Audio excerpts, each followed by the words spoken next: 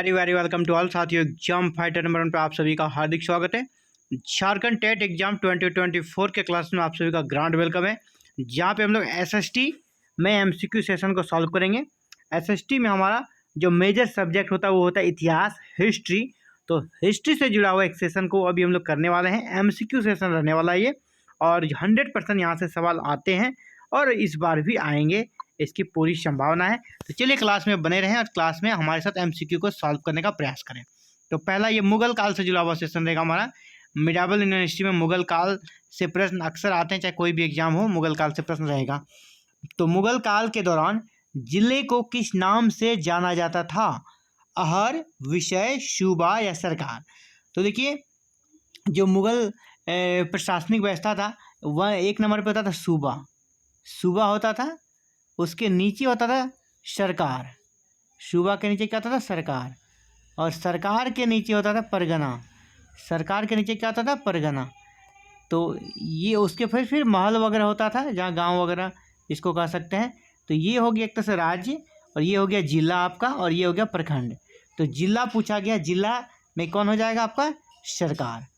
तो जिला किसको बोलते थे? सरकार को। सरकार कहाँ है? ऑप्शन नंबर डी में। मुगल काल में जिले को क्या कहते थे? सरकार। नेक्स्ट अगला प्रश्न आप सभी के लिए। मुगल काल में सेना का प्रधान कौन होता था? सेना का जो हेड होता था उसे क्या बोलते थे? सेना की वो नियुक्ति करते थे, सेना का वो वेतन निर्धारण करते थे। इन सभी कार्य के लिए एक अधिकारी हुआ करते जो सेना का प्रधान होता था, उसे क्या कहते हैं? सहना ए पिल, मीर बख्शी, वजीर या शवाहेनिगार? तो वो थे आपके मीर बख्शी। मीर बख्शी होते वो, ठीक है। मुगल काल में सेना का प्रधान कौन होता था? मीर बख्शी। तो बी नंबर आपका आंसर हो जाएगा। नेक्स्ट, मुगल प्रशासन में मुहतसिब नामक अधिकारी का संबंध किससे था? मुगल प्रशासन में मुहतसिब नामक अधिकारी का संबंध किससे था? सैन्य अधिकारी से, विदेश विभाग के मुख्य से, लोक आचरण अधिकारी से या पत्र व्यवहार विभाग के अधिकारी से? तो मुहतसिब क्या होते थे? लोगों को आचरण सिखाते थे, किस प्रकार विधि सम्मत और कह सकते हैं कि धर्म का पालन करते हुए आचरण को, अपना चरित्र को पवित्र रखा जा सकता है। लोगों को उसके आचरण के बारे में बताते थे। वो कौन सा ऑप्शन मिल रहा है आपको? C number. लोक आचरण के अधिकारी, लोगों को रहने के नियम कायदे बताए जाते थे और उसे अपने संस्कृति के अनुसार जीने का पाठ पढ़ाते थे। मुहतसिब नामक ये अधिकारी।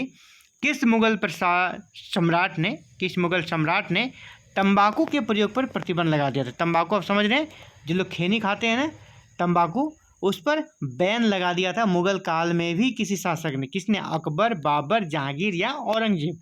तो ये नेक काम किया था आपका जहांगीर जी ने। जहांगीर ने। ऑप्शन नंबर सी आपका आंसर होगा। इन्होंने तंबाकू पर पूरी तरह पाबंदी लगा दी थी। अगला है, निम्नलिखित राजाओं में से किसने राम सीता की आकृतियों और रामसीय देवनागरी लेख से युक्त सिक्के चलाए? राम और सीता की बनी हुई आकृतियों वाले सिक्के चलाए थे किसने? भोज ने, सिद्धराज जयसिंह ने, जैनुल आबिदीन ने या अकबर ने? आंसर थोड़ा अजीब लगेगा। अकबर, जी हाँ। अकबर एक कह सकते कि मुसलमान था शासक, है ना, फिर भी उनके सिक्कों पर राम और सीता की आकृतियाँ अंकित थी और उन्होंने रामसीय देवनागरी लेख से युक्त सिक्के चलाए थे। तो सम्राट अकबर ठीक है, मुस्लिम भले ही था, लेकिन आप देखते हैं उनकी जो अधिकतर रानियाँ वो राजपूत पुत्रियों से शादी किए हुए थे। और उनकी जो आप लव स्टोरी इतना फेमस है, जोधा अकबर। जोधा कौन थी? वो एक राजपूत कन्या थी।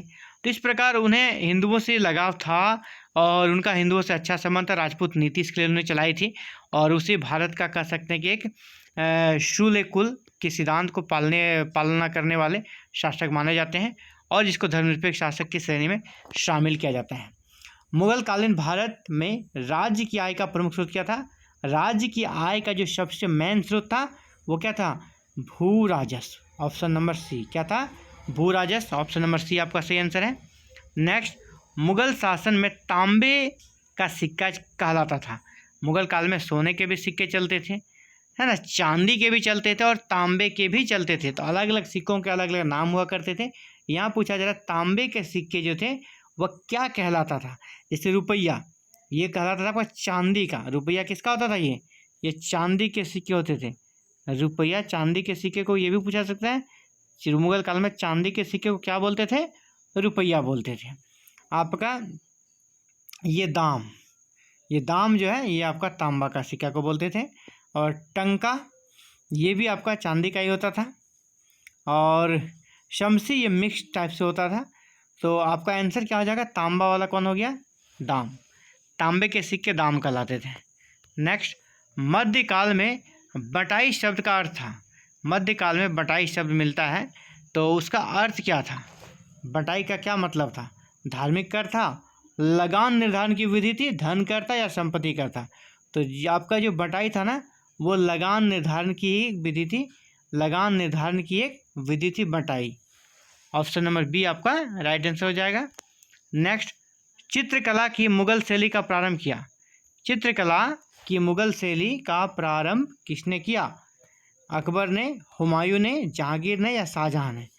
तो मुगल शैली, चित्रकला की मुगल शैली का आरंभ आपका हुमायूं ने किया था।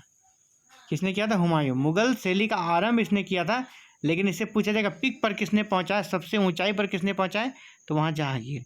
या पूछा जाएगा चित्रकला का स्वर्णकाल, चित्रकला का स्वर्णकाल किसके शासनकाल को कहा जाता है? चित्रकला का स्वर्णकाल तो वो आपका जहांगीर आंसर हो जाएगा उस समय। यहाँ पर गोल्डन एज था चित्रकला के मामले में। लेकिन अगर इसका मुगल शैली का प्रारंभ किसने किया ये पूछा जाएगा, प्रारंभ किसने किया, तो वहाँ पर आपका आंसर क्या हो जाएगा? प्रारंभ किसने किया? तो वहाँ पर आपका आंसर हुमायूं हो रहा है। क्वेश्चन को समझिएगा। अगर पूछेगा मुगल चित्रकला का चरमोत्कर्ष कब हुआ, किसके शासनकाल में, या किसके शासनकाल को चित्रकला का स्वर्णकाल कहा जाता है, तो वो हुमायूं। और आप जानते हैं स्थापत्य का स्वर्णकाल यानी जो बिल्डिंग्स बने थे इसके स्वर्णकाल किसे कहते हैं? तो वो शाहजहां के काल के। शाहजहां ने बहुत सारे बिल्डिंग्स बनाया। ताजमहल का नाम तो सुने ही होंगे। ताजमहल है ना, मोती मस्जिद है, बहुत सारे उन्होंने बड़े बड़े और बेहतरीन बिल्डिंग्स बनवाए। इसीलिए शाहजहां के शासनकाल को स्थापत्य कला का स्वर्णकाल और जहांगीर के शासनकाल को चित्रकला का स्वर्णकाल और ओवरऑल स्वर्णकाल पूछा जाएगा तो आपको अकबर का काल सभी मामलों में ठीक था। अकबर के काल को हम सबसे गोल्डन एरा मान सकते हैं मुगल काल का। चलिए आगे बढ़ते हैं। दसवंत और बसावन प्रसिद्ध चित्रकार किस मुगल सम्राट के दरबार में रहते थे? दो चित्रकारों का नाम रखें आप, दसवंत और बसावन। प्रसिद्ध चित्रकार किस मुगल सम्राट के दरबार में रहते थे? अकबर, जहांगीर, शाहजहां या औरंगजेब? तो ये दोनों आपके अकबर के दरबार के प्रमुख चित्रकार थे। ऑप्शन नंबर ए आपका राइट आंसर है। तो फिलहाल ये 10 MCQ था आप सभी के लिए, जो कि SST में काफ़ी फायदेमंद रहेगा। और आपको बताते चलें अब झारखंड टेट का सिलेबस बदल गया है, बिल्कुल पुराने सिलेबस के अनुसार आपका एग्जाम्स होना है। तो आप जो कह रहे थे ग्रेजुएशन लेवल है ना, इस लेवल के प्रश्न को हमें देखना चाहिए। कुछ नहीं, आप 2016 के प्रैक्टिस सेट को मैंने जो कराया है उसको देखें, प्रश्नों का लेवल वही रहेगा। वैसे ही आसान प्रश्न आपसे पूछे जाएंगे, बस आपको कन्फ्यूज नहीं होना है, ठीक है। तो फिलहाल इस वीडियो में इतना है, मिलते हैं जल्दी एक नए क्लासेस में। Thank you very very much for watching this video and connecting with exam fighter number 1।